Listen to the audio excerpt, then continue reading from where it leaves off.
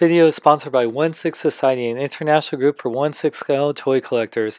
Join them on Facebook right now. Link is in the description. They rock! Hi, everybody. How was that, right? I agree with you. My name is Kyle Anderson. I'm the associate editor of Nerdist.com, and thank you so much for being here for the Voltron Legendary Defender panel.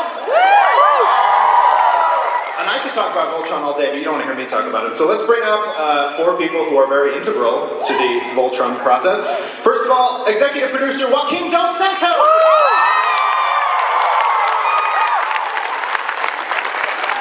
Next, co-executive producer Lauren Montgomery.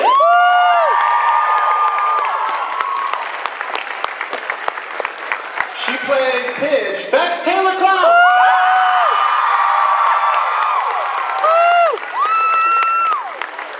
And he plays Hulk Tyler the Bee.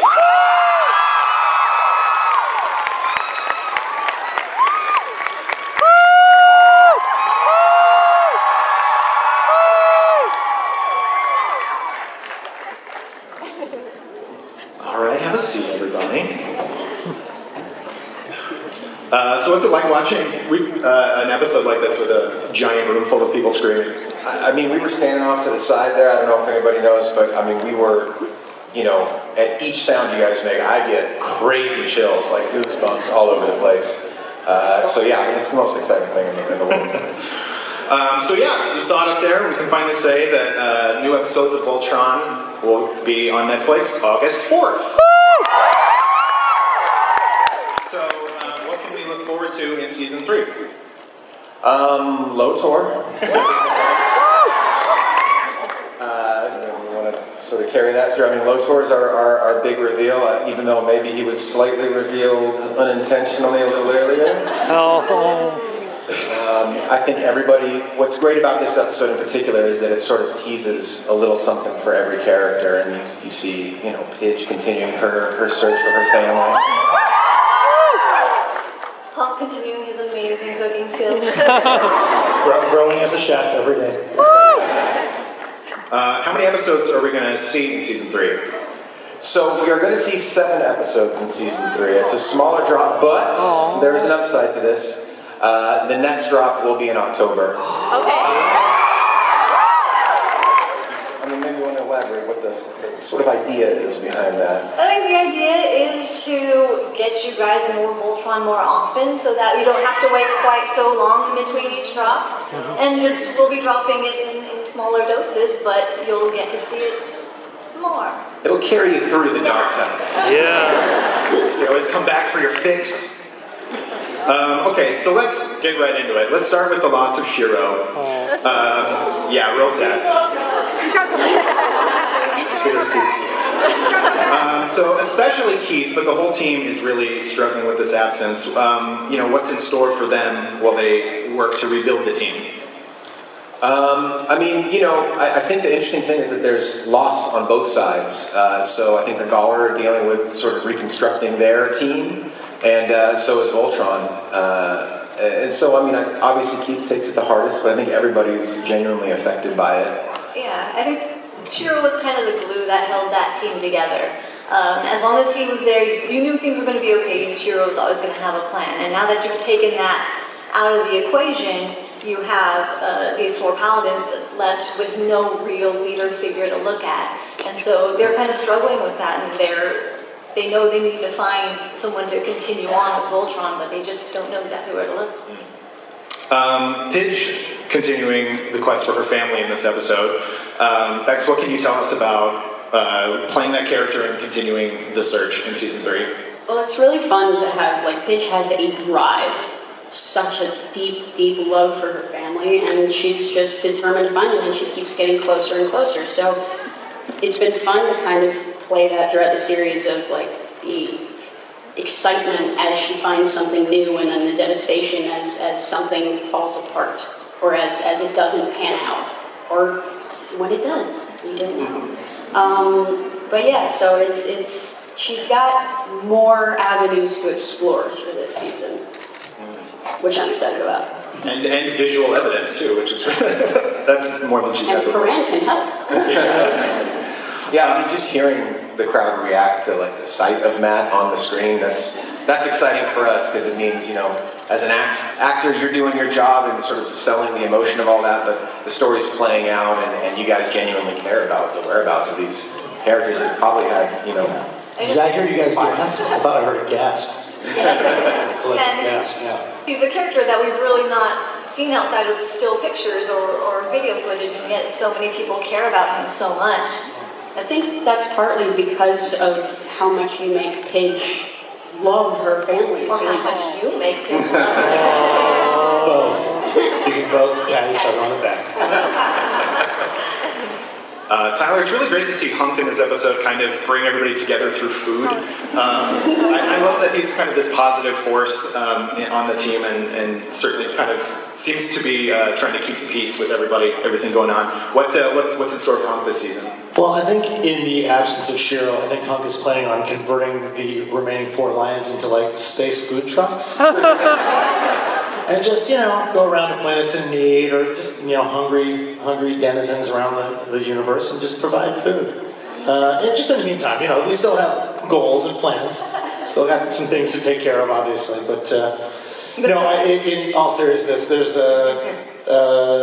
the one thing I will say about the food and the levity that Hunk brings, it's juxtaposed very, very starkly against how dark this season gets, I think. So the levity and the zany, I'll use the word zaniness of this season. There's some episodes that are so wacky and weird and one-off because we have to counterbalance how intense this season gets. So Hunk really has, I think, an integral part of bringing the levity. And I'm glad to do so. Speaking of zany, is there an episode that rivals Space Mall this year? Oh, yeah. Yeah, Space Mall, yeah, I would say for sure. Space Mall is very special to our hearts, though. Carlton Ecker! By the way, Carlton Ecker, the official Carlton Ecker, Benjamin Carlton Ecker is here. Yeah, the real man Carlton Ecker is here. He's right through over there. That's the real deal Holyfield right there.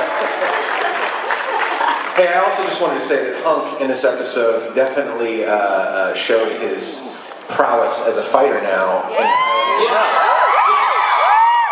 Yeah, there's some pretty cool maneuvering going on these days with Hunk.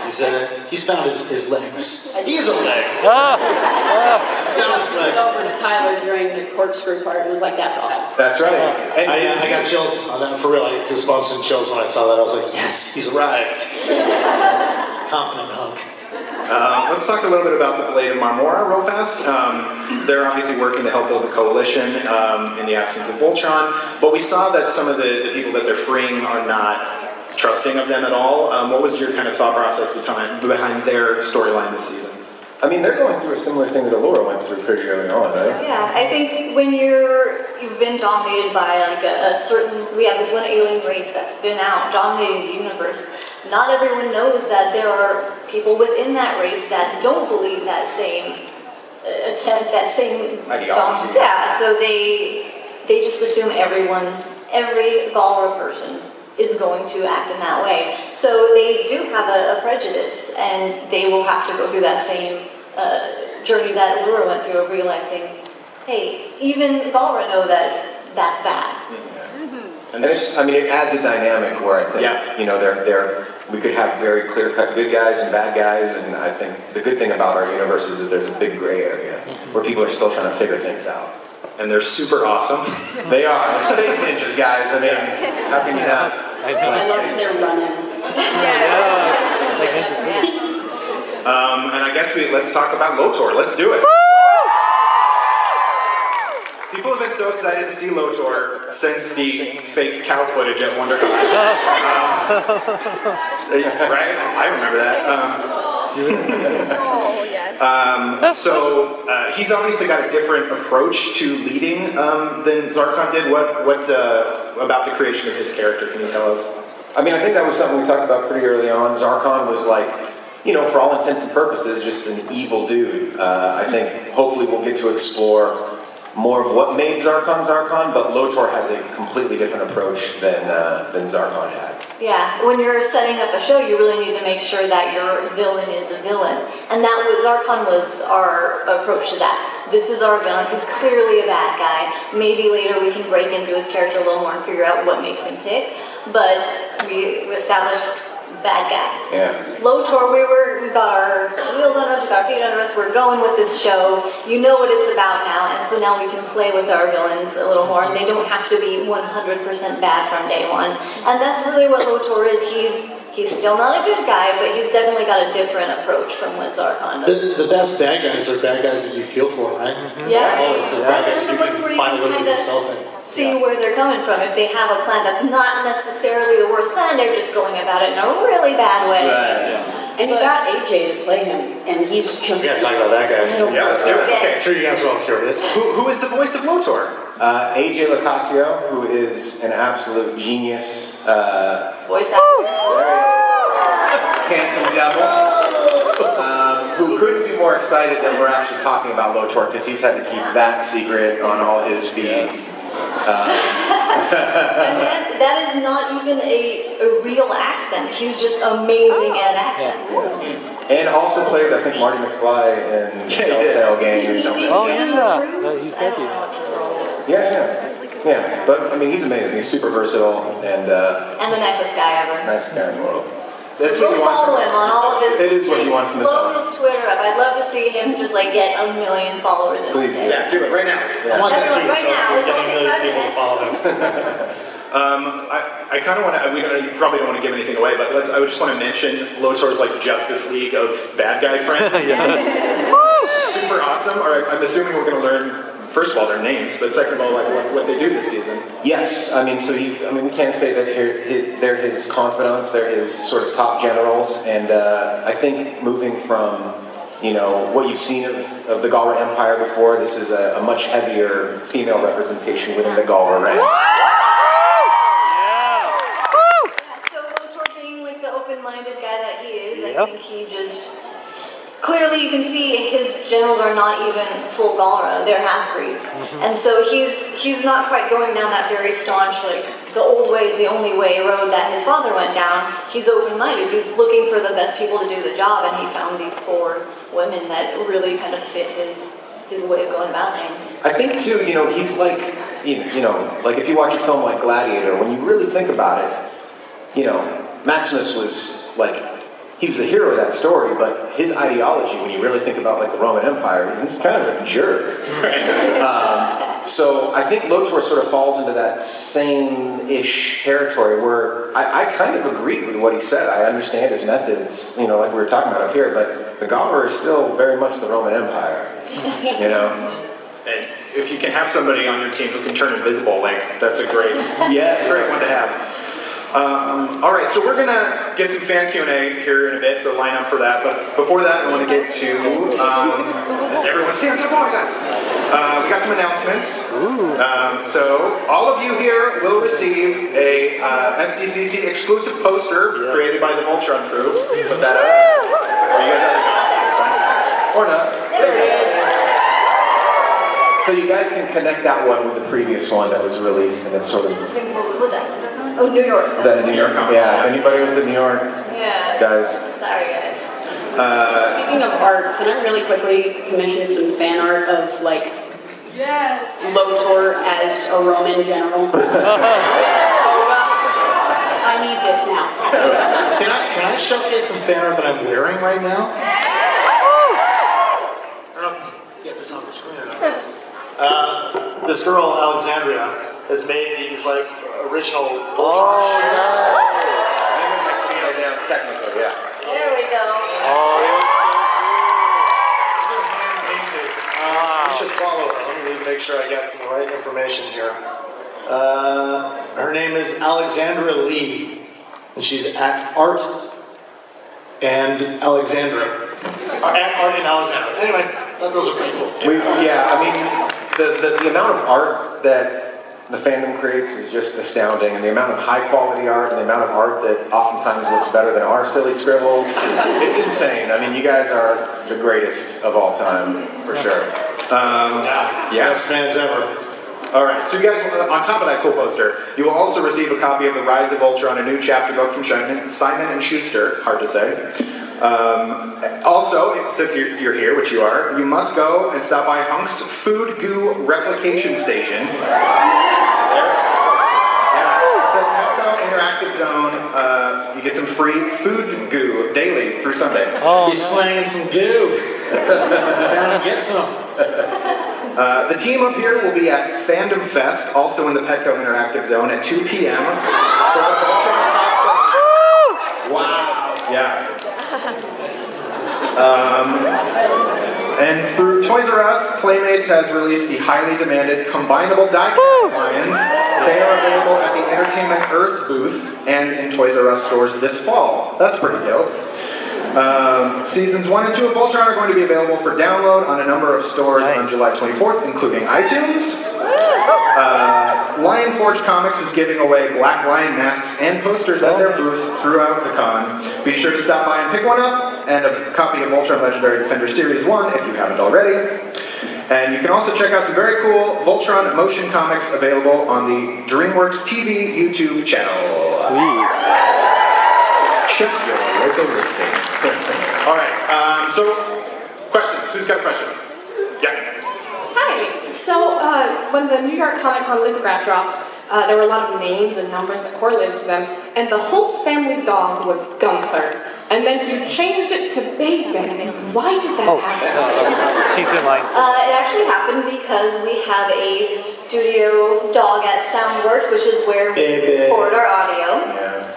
And that dog's name is Bebe. And she was a magnificent dog, and she unfortunately contracted bone cancer and passed away.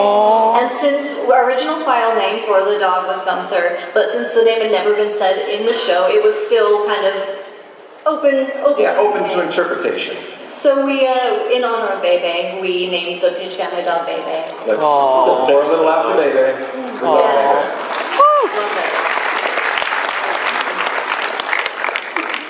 Hi, with Shiro gone and Keith more isolated from the team now, and we saw in season 2, Lance is insecure and unsure of his place on the team. How do each of you see the team's dynamic currently and going forward into the future? I mean, I think that's the most interesting thing, sort of moving forward. Who's really going to rise to the occasion, and are they going to need to look to outside help for that leadership role? Yeah, it's obviously the team dynamic now is a bit of a mess. Yeah. And really that's kind of the fun of storytelling, is you build something up and then you tear it down and then you build it up again. We have strong contenders even within the team. Allure is an amazing person, but even she isn't full lion leadership. Right. And Keith was part of the jerk store in this episode. Yeah. Everyone on our team kind of has things that they're not as fully evolved into a leader as Shiro is, but they need to get there. Someone needs to get there, or they need to come together as a team to be a cohesive unit that creates that leadership. They could also just do voice, auditions like The Voice. Yes. I think it's important to note too. It's what do we call it? Space Dad. So his kids are shook. You know what I mean? It's gonna take a long time for us to sort of figure out what to do without Daddy. So don't expect that anytime soon. Daddy. Wow, spoken truly. We're all freaking out, man. Just like you guys. Thank you. Hi, my question's for Joaquin and Lauren. Could you talk a little bit about your career trajectory and how you got to work on a show like Voltron, and maybe give any advice for someone who might want to be on the other side of the table one day?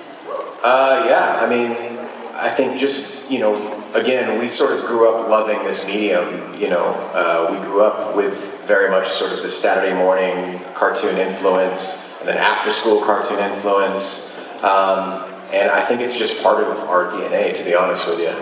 So I think if you're passionate about something, if you truly believe you have it within you, it's going to happen, in one way or another. I think you just have to, it's cliche and all that, but don't stop. Don't stop trying. And there's multiple different paths to get ultimately where we've been. Some people go in and pitch a show and get it off the bat.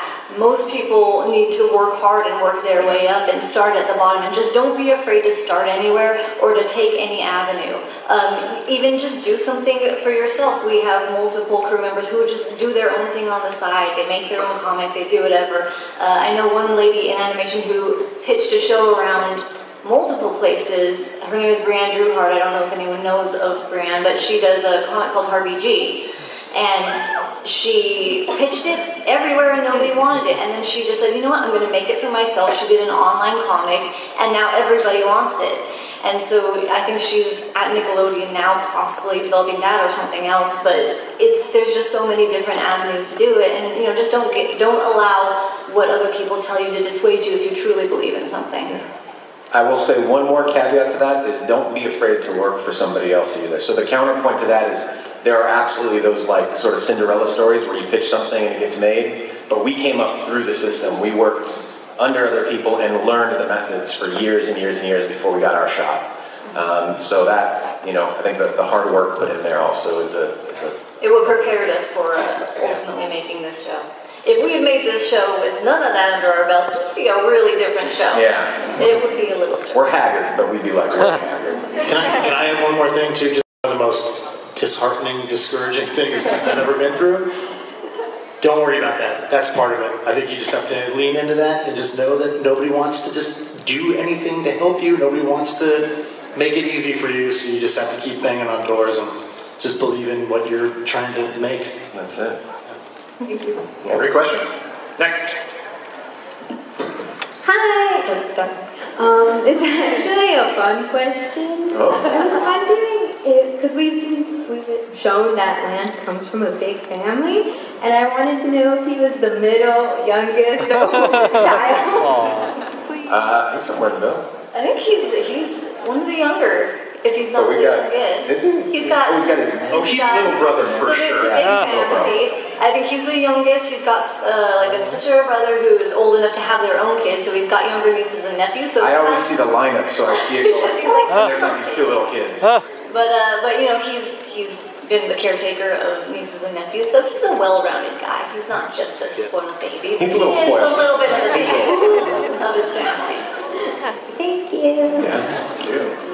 We have time for maybe one more. No. Hi, so I know that the ethnicities of the other paladins have been revealed, but we don't know Keats, and besides Gara, what's his name? His human race. Huh? Sorry, we didn't hear it. Yeah, I mean, we got stuff that we're holding on to for you guys.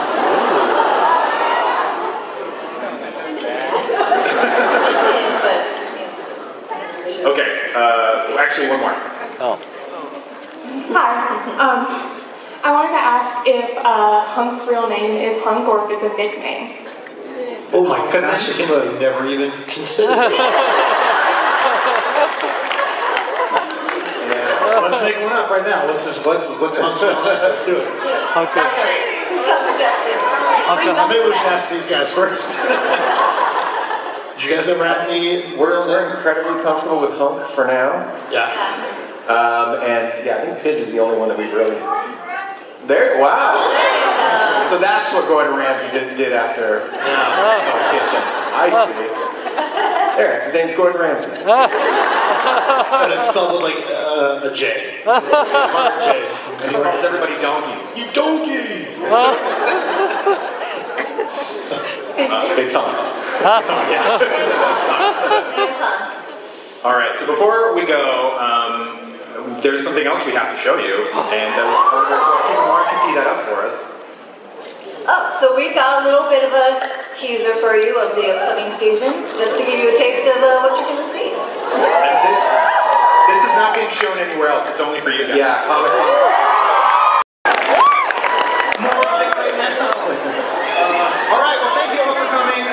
More episodes of Voltron will hit August 4th on Netflix. Big hand for Joaquin Dos Santos. What up, big kids? Here's your big review of the Star Wars The Empire Strikes Back Hot Toys Snowtrooper Movie Master